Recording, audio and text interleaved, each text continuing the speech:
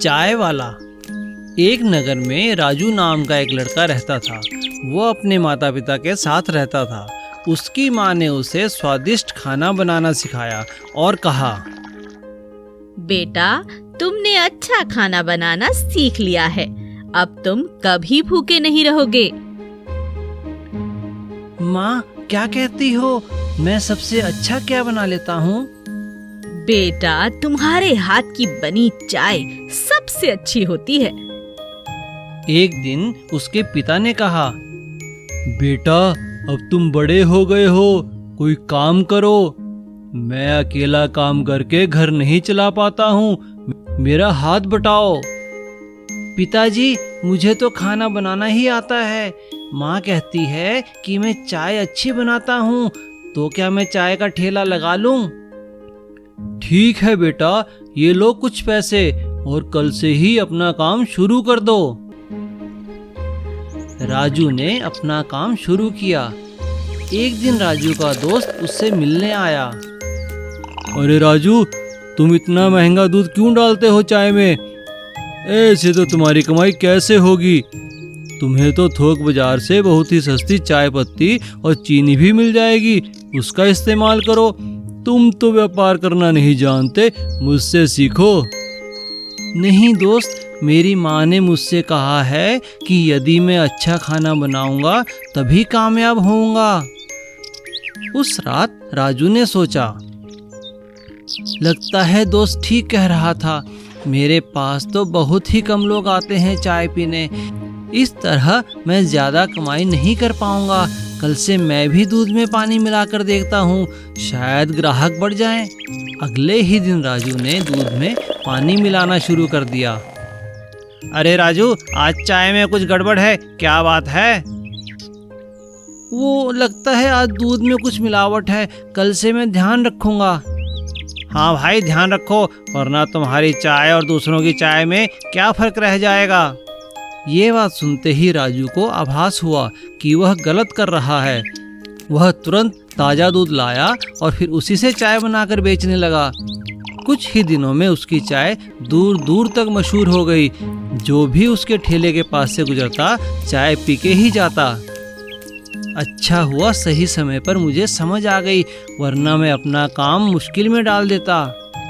सीख, ईमानदारी से किए गए काम में ही बरकत होती है। बिरयानी की खुशबू। एक गांव में एक छोटा सा परिवार रहता था। उस परिवार का मुखिया राजेंद्र था। राजेंद्र का एक बेटा और बहू थे। बेटा तो बहुत नालायक था, पर बहू बहुत ही समझदार थी। राजेंद्र एक चाय और समोसे का ठेला लगाता था और अपना घर चलाता था। उसका बेटा लल्लन तो बस इधर उधर घूमता ही रहता था। बेटा, अब मैं बूढ़ा हो गया हूँ, अब सारा दिन अपने ठेले पर काम नहीं कर सकता। तुम अब शादीशुदा हो, तुम्हें मेरे व्यापार में अपना साथ देना चाहिए। नहीं पिताजी, मुझसे यह नहीं होगा। मैं तो सारा दिन एक जगह खड़ा नहीं रह सकता। मैं कल से आपके साथ ठेले पर जाऊंगी, आपकी मदद भी करूंगी। पर बेटा। मना मत कीजिए पिताजी, मुझे अपने साथ ले जाना मत भूलिए। मैं भी आपके बेटे की तरह हूँ। ठीक है बेटा, तुम कल मेरे साथ चलना। अगले दिन लल्लन की पत्नी ने सुबह सुबह उठकर थोड़ी बिरयानी बना ली और अपने ससुर के साथ चल दी।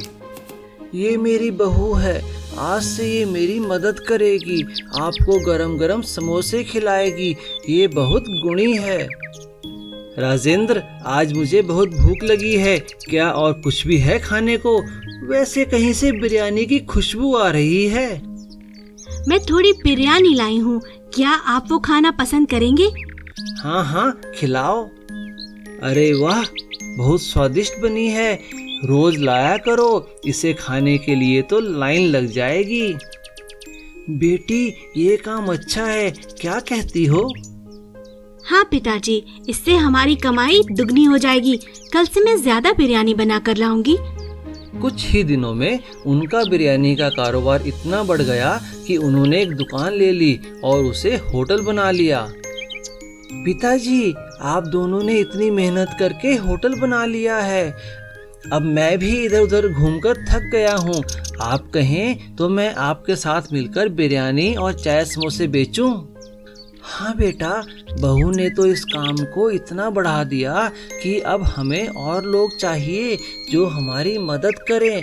अगर तुम भी हमारा साथ दोगे तो बहुत बढ़िया होगा। सीख, कोई भी काम छोटा या बड़ा नहीं होता। अगर मेहनत किया जाए तो छोटा काम भी बड़ा हो सकता है। समोसे वाली रमा। एक गांव में एक परिवार रहता था। परिवार का मुखिया रामलाल कोयले का व्यापारी था। रामलाल अपने बेटे मोहन और उसकी पत्नी रमा के साथ रहता था। मोहन और रामलाल दोनों अपना कारोबार संभालते और रमा घर संभालती थी। रमा बहुत अच्छा खाना बनाती थी। जो भी उसके हाथ का खाना खाता था बहुत तारीफ करता था। बेटी, तुम्हारे हाथ के खाने में तो जादू है। ये तो आपका आशीर्वाद है बाबूजी। एक बार बहुत ज्यादा बारिश होने के कारण उनका कोयले का व्यापार ठप हो गया। बेटा, हमारा सारा कोयला गीला हो गया है। अब कोयला कोई नहीं खरीदेगा। हमारा तो बहुत नुकसान हो गया। पिताजी, आप चिंता ना करें, मैं कुछ और करता हूँ। व्यापार में हुए घाटे की भरपाई करने के लिए रामलाल को अपना घर भी बेचना पड़ा। वो लोग पास के एक छोटे से घर में जाकर रहने लगे। मुझे माफ कर दो रमा बेटा, काश हम एक बड़ा सा गोदाम बना लेते जिसमें अपना कोयला रखते। बाहर पड़ा रहने के कारण सारा कोयला गीला हो गया और हमें नुकसान झेलना पड़ा। कोई बात नहीं पिताजी, सुख दुख तो कर्मों का खेल है। मोहन ने बहुत कोशिश की पर वह कोई काम नहीं कर पाया। एक दिन रमा बोली, पिताजी, आप आज्ञा दे तो मैं समोसे बेचने का व्यापार शुरू करूं। आपका आशीर्वाद बहुत जरूरी है। मुझे कोई ऐतराज नहीं है बेटा। रमा ने अपने घर के बाहर ही समोसे का व्यापार शुरू कर दिया। वो इतने स्वादिष्ट समोसे बनाती कि लोग समोसे की खुशबू से ही खींचे चले आते। वाह रमा दीदी, तुम्हारे हाथ में तो जादू है। मैं तो रोज ये समोसे खाता हूँ, फिर भी दूसरे दिन मन नहीं भरता, फिर यहाँ आ जाता हूँ। रमा का समोसों का व्यापार दिनों दिन बढ़ने लगा। अपनी मेहनत से रमा ने खूब पैसे कमाए और उन पैसों को जोड़ कर भी रखा। पिताजी, ये मेरे बचाए हुए कुछ पैसे हैं। इन पैसों से आप फिर से अपना कोयले का व्यापार शुरू कर लीजिए। वाह बेटा, तुमने तो कमाल कर दिया। आज तुमने अपनी मेहनत से हमारे घर को बर्बाद होने से बचा लिया। अब मैं खूब अच्छे से अपना काम करूंगा, पर पहले गोदाम बनाऊंगा। सीख, मेहनत और लगन से किया गया काम हमेशा प्रगति कराता है। नौसिखिए चोर। एक गांव में एक अमीर आदमी मदन रहता था। उसका बेटा राहुल बहुत चतुर था। एक बार मदन बहुत बीमार पड़ गया। बेटा, खेतों में बुआई का समय आ गया है और मैं उठ भी नहीं पा रहा हूँ। क्या तुम खेतों में बुआई करके आओगे? हाँ पिताजी, जैसा आप कहें। राहुल खेतों में जाकर बैठ गया और सोचने लगा कि वह अकेला काम कैसे करेगा। ये खेत तो काफी बड़े हैं, कैसे इतनी खुदाई करूँगा? राहुल अभी सोच ही रहा था कि उसे उसी पेड़ के पीछे दो लोगों की आवाजें सुनाई दी। मैंने सुना है कि मदन के पास काफी धन है, उसके घर में चोरी करनी चाहिए, खूब सारा धन मिलेगा। हाँ, सुना तो मैंने भी यही है। अंकल, आप लोग क्या मदन का घर ढूंढ रहे हैं? मैं मदन का ही बेटा हूँ, पर मेरे घर में तो कुछ भी नहीं रखा है। पिताजी कहते हैं कि सारा धन इसी खेत में छुपा है। क्या आप वो खजाना ढूंढने में मेरी मदद करोगे? हाँ हाँ, जरूर ढूंढेंगे। हाँ हाँ, मैं भी ढूंढता हूँ। वो लोग सारा दिन राहुल के साथ खेत में खुदाई करते रहे पर कुछ नहीं मिला। अंकल, आप लोग काम करो, मैं अभी आता हूँ। अरे, हमने तो पूरा ही खेत खोद डाला, लेकिन यहाँ तो कुछ नहीं है। हाँ, लगता है लड़का हमें बेवकूफ़ बनाकर चला गया। चलो उसके घर चलते हैं। वो दोनों मदन के घर जाते हैं। मदन जी, हमने आपके बारे में बहुत सुना है कि आप बहुत दयालु हैं। हमें एक रात रुकने के लिए यहाँ जगह देंगे? कल सुबह हम यहाँ से चले जाएंगे। लेकिन मैं तो आपको जानता ही नहीं। आप हमें नहीं जानते? पर हम तो आपको जानते हैं, बस एक ही रात की तो बात है। इतने में राहुल वहाँ आ जाता है। पिताजी मेरी बात सुनो, इन्हें यहाँ रहने देते हैं।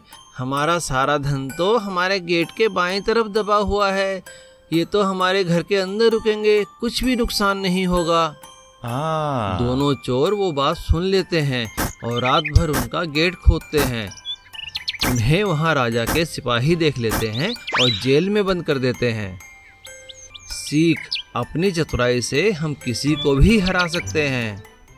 Please subscribe.